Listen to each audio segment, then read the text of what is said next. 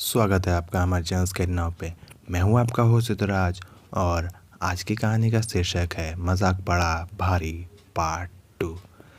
कुछ दिनों बाद जैसे ही उनकी हालत और बिगड़ने लगी तब रमेश जी की पत्नी को लगा कि शायद इन्हें किसी भूत प्रेत ने जकड़ लिया है।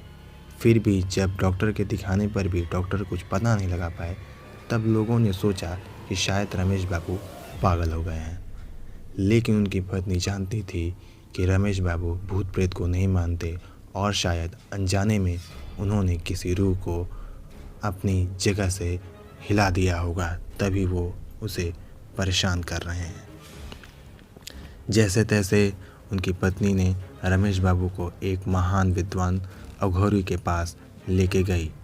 जैसे ही अघोरी ने उन्हें देखा वो समझ गए कि इनके ऊपर एक बुरी शक्ति ने वास कर लिया है। जब उनकी पत्नी ने अघोरी से पूछा कि आखिर इन्हें हुआ क्या है, तब अघोरी ने बताया कि जब ये रास्ते से अपने ऑफिस की तरफ जा रहे थे तब उन्होंने एक ऐसे बुरी आत्मा को चढ़ाया हुआ चढ़ावा को सेवन कर लिया जिसकी वजह से वो आत्मा इनके पीछे पड़ गई और ये इन्हें इतनी आसानी से नहीं छोड़ेगी बिना इनका जान लिए।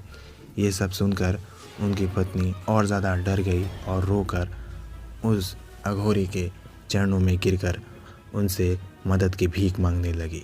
जब अघोरी को ये सब नहीं देखा गया तब उन्होंने कहा, चिंता मत करो, मैं जैसा जैसा कहता हूँ वैसा वैसा करो। तुम एक नींबू, 1.25 किलो मिठाई और आधा मीटर लाल कपड़े का प्रबंध करो, हम पूजा करेंगे। उन्होंने 3 दिन तक बहुत ही घनघोर पूजा की और जैसे जैसे जिस जगह पर वो तंत्र विद्या की गई थी, जहाँ से इन्होंने वो कपड़ा, मिठाई और नींबू उठाया था, वहीं जगह जाकर उस आत्मा को वो सारी चीज़ अर्पित की। इसके बाद उन्होंने कहा कि जाओ, पूजा सफल हुई, अब रमेश जी को कुछ नहीं होगा। धीरे धीरे रमेश जी की तबीयत सुधरने लगी अचानक से और वो ठीक हो गए और वो पहले की तरह अपने ऑफिस भी जाने लगे। लेकिन उन्हें कुछ याद नहीं था। तब से लेकर आज तक रमेश जी किसी भी भूत प्रेत वाली बातों का मजाक नहीं उड़ाते। तो दोस्तों, कैसी लगी आपको ये स्टोरी हमें कमेंट बॉक्स में लिख के ज़रूर बताइए। तब तक के लिए मैं आपका होस्ट सिद्धराज, मिलता हूँ किसी अगली स्टोरी में। जय हिंद, जय भारत।